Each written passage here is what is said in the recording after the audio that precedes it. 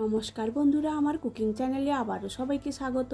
আজ আমি আপনাদের জন্য নিয়ে চলে এসেছি এই প্রচণ্ড গরমে মন প্রাণ একদম ঠান্ডা করে দেওয়ার মতো একটা রেসিপি, ফ্রুট কাস্টার্ড।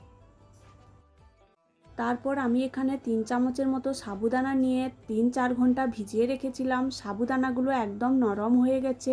তারপর আমি এগুলোকে সেদ্ধ করে নেব।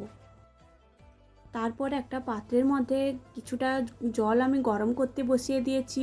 জলটা খুব ভালোভাবে গরম হয়ে গেলে আগে থেকে ভিজিয়ে রাখা সাবুগুলো দিয়ে দেব।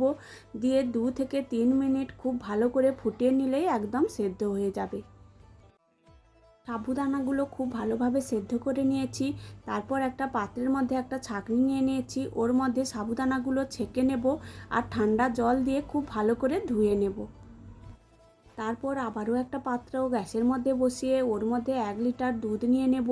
দুধটা খুব ভালো করে ফুটিয়ে ঘন করে নেব।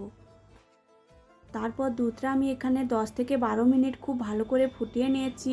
দুধটা অনেকটাই ঘন হয়ে এসেছে। একটা পাত্রের মধ্যে আমি কিছুটা ঠান্ডা দুধ আগে থেকে তুলে রেখেছিলাম, ওই দুধটার মধ্যে দিয়ে দেব 1 চামচ গুঁড়ো দুধ আর 1 চামচ কাস্টার্ড পাউডার দিয়ে দুধের মধ্যে খুব ভালো করে মিশিয়ে নেব। তারপর ওই মিশ্রণটি দুধের মধ্যে দিয়ে দেব, দিয়ে খুব তাড়াতাড়ি নেড়ে নেব। 2 থেকে 3 মিনিট ফুটিয়ে নিলেই দুধটা অনেকটাই ঘন হয়ে আসবে। আমি এর মধ্যে কিছুটা চিনিও দিয়েছিলাম, ভিডিওটা করতে ভুলে গেছি। আপনারাও পরিমাণ মতো চিনিটাও দিয়ে দেবেন। দিয়ে দুধটা ঘন হয়ে এলে গ্যাসটা বন্ধ করে খানিকক্ষণের জন্য রেখে দেব। তারপর দুধটা আমি 10 থেকে 15 মিনিটের মতো ঠান্ডা করে নিয়েছি। দুধটা অনেকটাই ঘন হয়ে এসেছে। তারপরে এর মধ্যে দিয়ে দেব আগে থেকে যে সাবুদানাগুলো সেদ্ধ করে রেখেছিলাম, ওই সাবুদানাগুলো এর মধ্যে খুব ভালোভাবে মিশিয়ে ফ্রিজের মধ্যে 2 ঘন্টা রেখে দেব ঠান্ডা হওয়ার জন্য। ফ্রুট কাস্টার্ড বানানোর জন্য ফল তো লাগবেই। আমি এখানে নিয়ে নিয়েছি একটা আপেল, একটা বেদানা, 2টো কলা আর কিছু আঙ্গুর। খুব ভালো করে পরিষ্কার করে ধুয়ে নিয়েছি। তারপর ছোট ছোট টুকরো করে সবগুলো ফল আমি কেটে নেব। একটা ছুরি দিয়ে প্রথমে আঙুরটা আমি ছোট ছোট টুকরো করে কেটে নেব। তারপর আপেলটাও পুরোটা দেব না, হাফ আপেল আমি ছোট ছোট টুকরো করে কেটে নেব।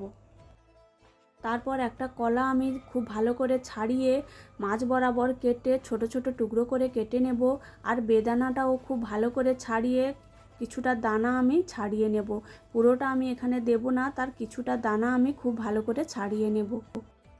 সবগুলো ফল টুকরো করে কেটে নিয়েছি। একটা পাত্রের মধ্যে ফলের টুকরোগুলো নিয়ে নেব আর ফ্রিজের মধ্যে যে মিশ্রণটা আমি বানিয়ে রেখেছিলাম ওটাও বের করে নেব।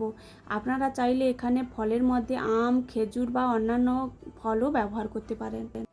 তারপর ফ্রিজের মধ্যে আমি দুধ আর সাবুদানার মিশ্রণটা যে বানিয়ে রেখেছিলাম ওটাও অনেকটাই ঘন হয়ে গেছে এবং একদম ঠান্ডা হয়ে গেছে।